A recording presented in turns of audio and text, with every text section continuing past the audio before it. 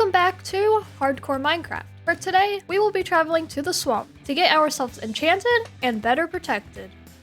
You may be wondering, how am I flying right now? As last episode, we didn't have any enchants on our elytra, and we also didn't have any rockets. Well, I have done some off-camera work. I added a wall around the area to keep us safe. There was a wandering trader, so now we have alliums. But most importantly, I got this villager right here that sells us mending books, and this one right here that sells us unbreaking. We have an elytra that has mending and unbreaking 3, as well as I have mending on a pickaxe so it didn't break. As well as the biggest thing that has happened is I made that mob farm. I've made this one on my last hardcore world, I made this one on Lotus, and I just really love this mob farm as it works so well. So now we have access to bones, rotten flesh, gunpowder, string, and all of the necessities that we will need. Now that we have made it back home, what are we doing today? Well, we have diamond armor, we also have some diamond tools, but we don't have the best enchantments on it. So today we are going to finally get enchanted, as I'm a bit nervous to die. I've been to the nether and all of that, and it was very scary. So we need to get better protected. So what exactly do we need to get fully enchanted? We have a mending book, we have unbreaking 3, but that's about it. So obviously what we need, an enchanting table. But I don't want to just add it here and call it a day, because that's kind of boring, and what would this series be if we weren't working on our builds? So I have been scoping out this swamp, and I believe this area right here is a perfect spot to build a place for our enchanting table. The first thing before we can build is we need to figure out what we want to build this enchanting tower out of. I'm thinking maybe some mossy cobblestone, andesite, cobblestone. For the roof, I think we will go with some spruce logs. So now that we have those blocks picked out, we need to go collect more.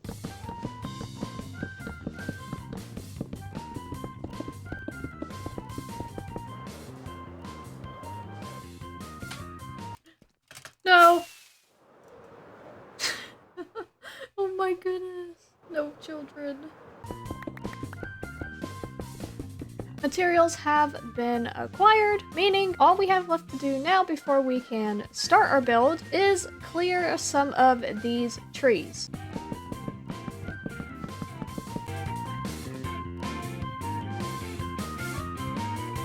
Area has been cleared. I was clearing down there, but I decided it would be better if the tower was raised up a bit, so I ended up clearing this area out right here, which is where we are going to put the enchanting tower. I also want to build something down there, which will be later on, so that is fine that we clear the trees down there, but let's get to building this enchanting tower. So the way that I want to do this enchanting tower, I want to start off with a nice circle. This might be a bit too big, so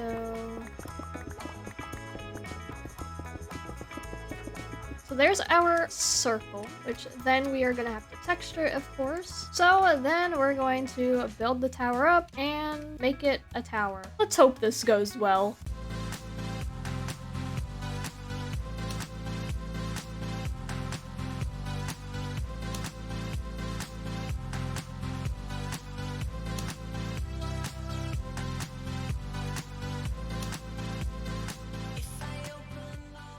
And the enchanting tower is done. We've got the tower part, which I ended up expanding on it to make it more of like a tower, so kind of gradually goes up. And so we have this area down here to decorate, and then we have the top part with this really amazing roof. I really love this roof, how it turned out. But this is where our enchanting table is going to go. So I've got some bookshelves and our enchanting table, so we can go ahead and put our enchanting table there.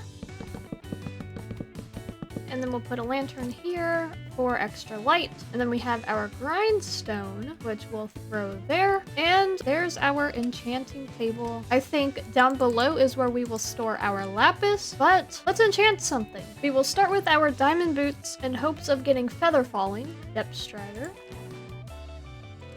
I do think I want to get fire protection on our boots and then regular protection on our helmet. So let's re-roll our diamond boots. Alright, I think we're only going to be getting that for now. And then I also want to re-roll our sword because Bane of Arthropods is just not going to cut it. Alright, sharpness 4 and sweeping edge 3. The enchanting tower up here is done, but we still have the downstairs. So down here probably isn't going to have too much in it just because we don't really need anything here. So for now, we're going to put a barrel there and one here where we can store our lapis. And then we also need a way to get up to the other floor. I think we are going to have to put the ladder going right here just because if we put it on this side, the door is down there, so it'll block that. So we're just gonna do this, which will be fine because it's kind of like hidden a bit. So that's kind of cool. And we can just put it on this wall. All right, now that we have a way up and a place to store our lapis, I will probably end up coming back later to decorate this area. But for now, we have other things that we need to do. I want to turn this area into something. And one of those things that will be good is a village for some cleric villagers. So first things first, a village always needs some villagers. And luckily, there's a village right over there.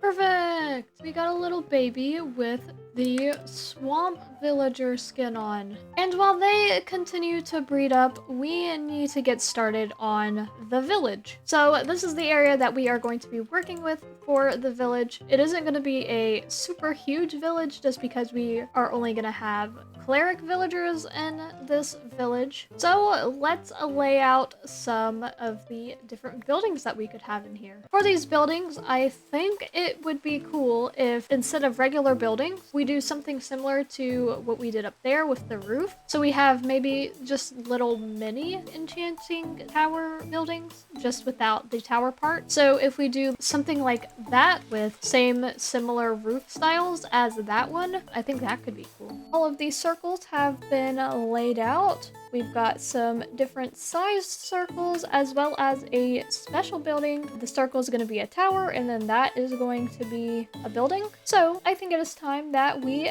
get to building all of the buildings and make this a village. For this village, I wanted each of the huts to be different from one another since they are all the same type of building. Each one is a different height, has a different block palette for the walls and roof, and even a different style of roof. I also wanted the huts to fit with the enchanting tower, so I used the same type of blocks as used for it, and kept with the themes of stones, spruce, and oak. Of course, I added some other types of blocks in there as well, such as different versions of deep slate for a darker block. These buildings were a lot of fun to build as I didn't really have to think much about what I was doing, I just had to figure out what blocks to use and go from there. For the house and tower building, I struggled a bit figuring out how I was going to do the block palette as I didn't know if I should do it all of the same blocks or mix it up. I did end up doing the walls of the house and tower part different, but kept the roof the same and I think it works well. Then after the buildings, I got to work on the area around it and added a path to connect all of the buildings and bone mealed the grass so it wasn't so bare around. I also decided that the area needed something else as well, and thought this area was perfect for a pond. And the village is complete. We've already got some iron golems spawning in because of the villagers right there. But we have a cleric village. I think this village turned out really good for something I just built, and whatever came to mind at the time is what happened. I love how all of the buildings are different in their own ways. It just all fits together really nicely. And I think the swamp grass color and the orchids, it just really makes this village look really nice. Each of the houses are just a bed with lighting in it because I didn't know what really to put in the houses. But this house is a little bit special, obviously, because it is the only house in the village, we have a special guest in this house of a frog, because I figured frogs go really well with clerics. I think it's a really nice pet for them. I do want to bring some other frogs at some point, but I have to find the frogs first. But I think it is time that we let the villagers into their new home. And of course they all want to get into the enchanting tower. So far I only had 2 brewing stands, so there's only room for 2 cleric villagers, but eventually once we go to the nether and get more blaze rods, then we will end up having 9 clerics in here. I think that's how many houses we have. But anyways, I think this will conclude this episode of Hardcore Minecraft. I had a lot of fun building this. I think compared to the starter base area, I really like this one a lot more, and I think it turned out really nice. Glad to be back on Hardcore Minecraft, and I will see you guys in the next episode. Bye!